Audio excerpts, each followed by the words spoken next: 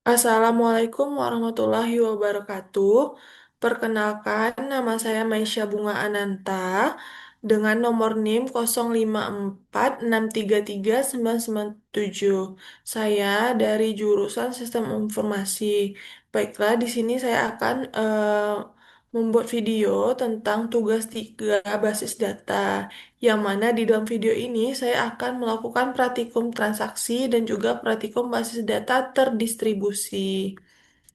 Nah, pertama itu saya akan menjelaskan poin yang pertama yaitu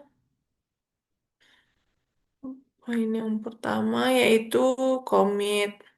Nah, komit adalah suatu perintah yang menandakan bahwa transaksi telah selesai dilaksanakan dan terjadi perubahan data.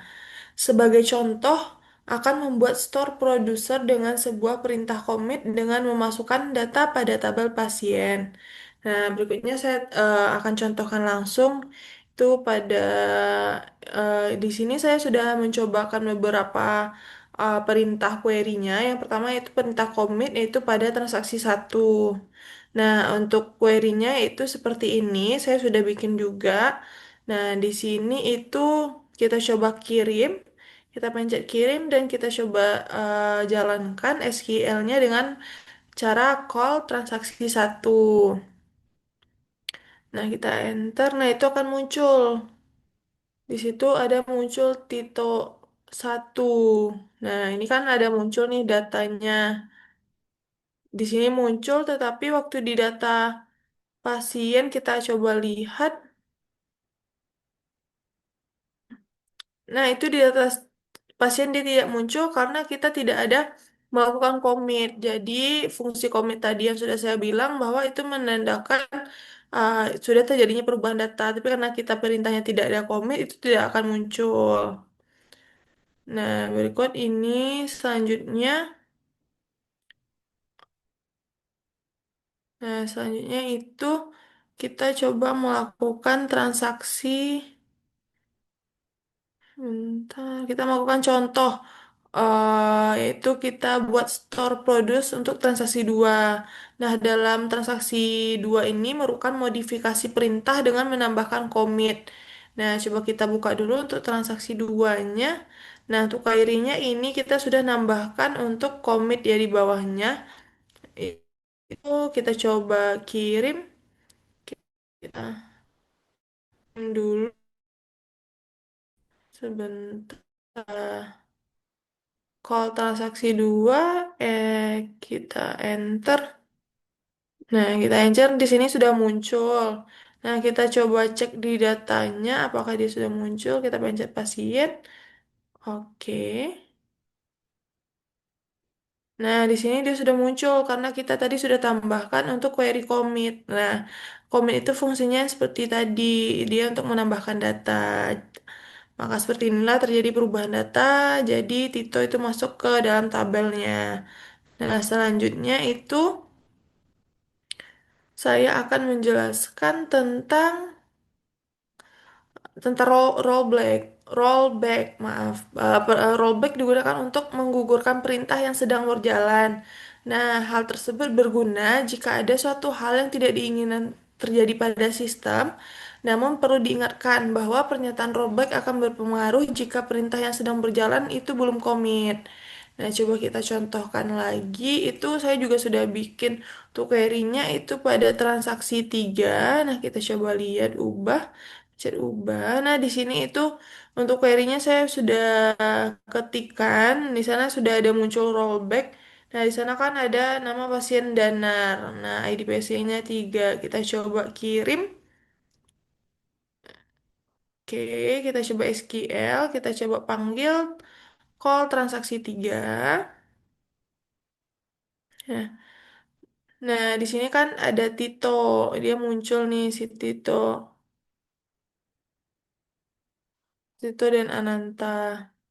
Nah, coba kita kan sebelumnya itu kita setnya danar. Nah, danar ini nggak muncul karena kita udah panggil rollback.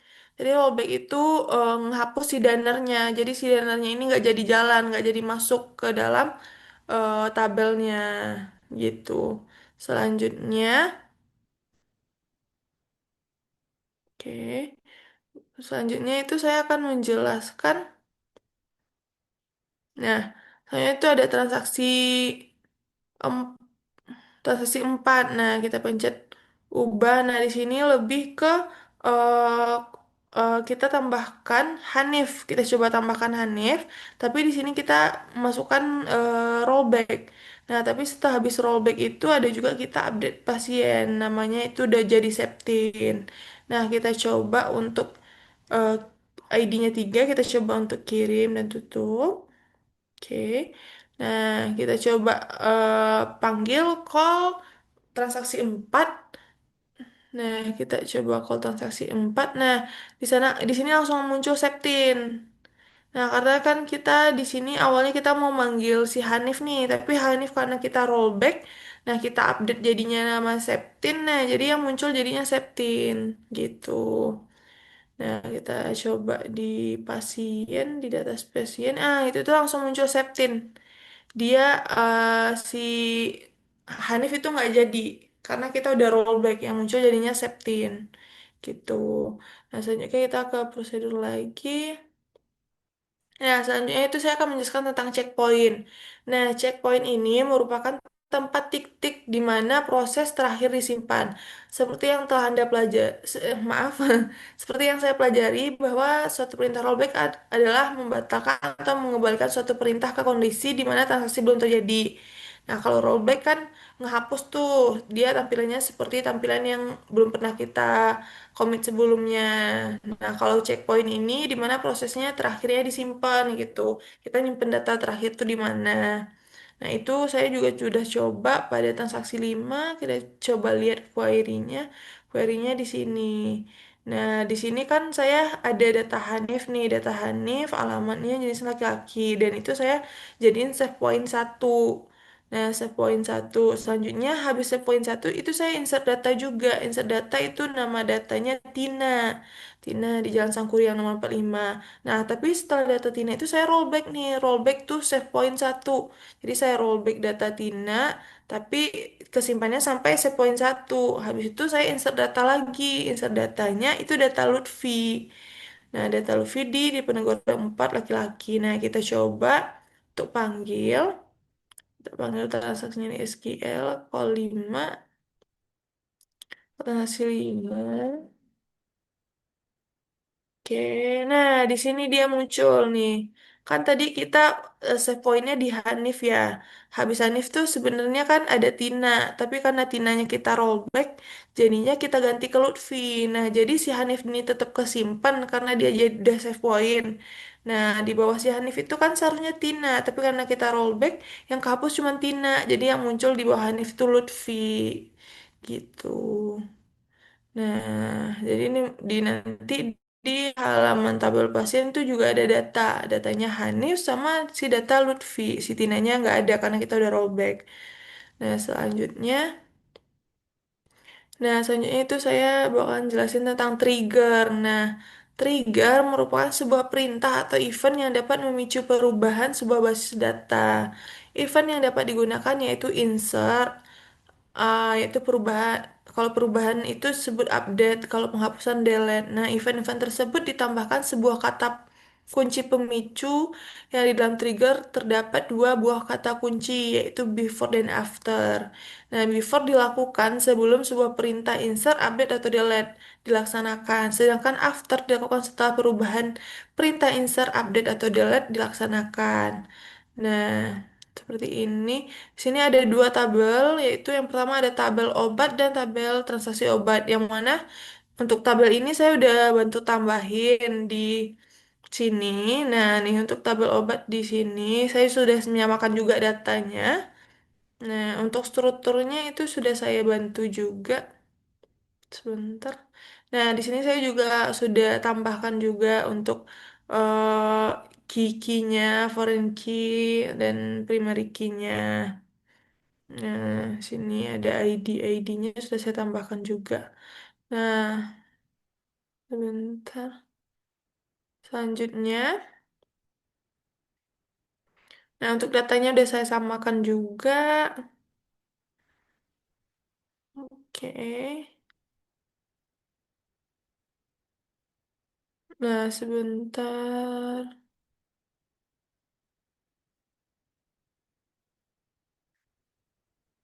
Nah, selanjutnya di sini kan saya udah ada beberapa catat untuk query-nya. Di sini saya coba copy saja dari contoh kasus yang mana di sini sebuah perintah trigger sebagai berikut. Nah, perintah triggernya seperti ini. Saya sudah coba query, saya karena udah ketik duluan dari tadi. Ini saya coba kopikan. Nah, di sini nih ada juga nih penjelasan perintah trigger. Nah, yang pertama itu ada delimiter. Delimiter ini batas awal sebuah event trigger. Nah, yang kedua itu create trigger, yaitu sudah tanggal underscore jual itu after insert. Ya, ini fungsinya untuk membuat trigger dengan nama tanggal jual yang akan dijalankan setelah data dimasukkan atau after insert. Nah, ada on transaksi underscore obat ini penjelasannya event trigger akan terjadi pada jika ada perubahan pada transaksi obat. Nah, selanjutnya itu ada for each row. For each row ini untuk setiap baris pada tabel transaksi obat. Nah, ada juga begin. Nih, ini penjelasan untuk memulai eksekusi perintah SQL. Itu juga ada update obat set stok sama dengan stok kurang new dikali jumlah. Nah, untuk update tabel obat pada atribut stok yaitu dengan mengurangi stok dengan data baru pada atribut jumlah di tabel transaksi obat. Nah, ada juga where yaitu ID obat sama dengan new kali ID obat. Nah, kondisi perubahan yaitu ID obat yang baru diinput pada tabel transaksi obat dengan ID obat pada tabel obat. Nah, untuk N itu fungsinya akhir eksekusi perintah SQL. Delimiter batas akhir sebuah event trigger. Nah, gitu. Nah, untuk query-nya saya di sini sudah tambahkan. Coba kita kirim sebentar. Nah, kita coba kirim. Nah, kita tampilkan kotak query-nya. Bentar. Nah, di sini coba kita tampilkan show triggers. Nah, di sini sudah ada nih, sudah ada triggernya. Kita cek trigger jualnya udah ada kita cek berarti udah ada. Nah, kita coba call, kita coba panggil dia. Nah, kita ubah sebentar. Kita untuk ngecek query-nya deh, di sini ada query-nya. Kita coba masukin itu jumlah-jumlah obatnya. Kita coba transaksi obatnya kita tambahin. Nah, di sini. Nah, kita coba dulu. Nah, nah, sebelumnya nih kan di sini obatnya itu stoknya 20 ya. Untuk stok obat sekarang itu 20. Nah, kita coba ntar. Untuk amoksilinnya itu jumlahnya 20 stoknya. Oke, nah di sini ada select from obat where satu. Nah, kita coba call dulu. Kita hapus dulu yang tadi. Kita call transaksi obat. Kan tadi kita transaksi obatnya ada kita masukin jumlah-jumlahnya tuh. Kita coba, kita enter. Ntar. Nah, ini katanya kalau transaksinya berhasil nih. Coba kita cek di obat ya. Di maaf di transaksi obatnya dulu sebentar. Oke. Nah, di sini udah masuk nih transaksi obatnya 5. Jadinya kita kan berkurang tuh untuk amoksilinnya jadi 15 karena tadi ada transaksi obat dipakainya obatnya 5 gitu. Makanya sisa stoknya itu jadi 15 karena ada pengurangan di 5. Nah,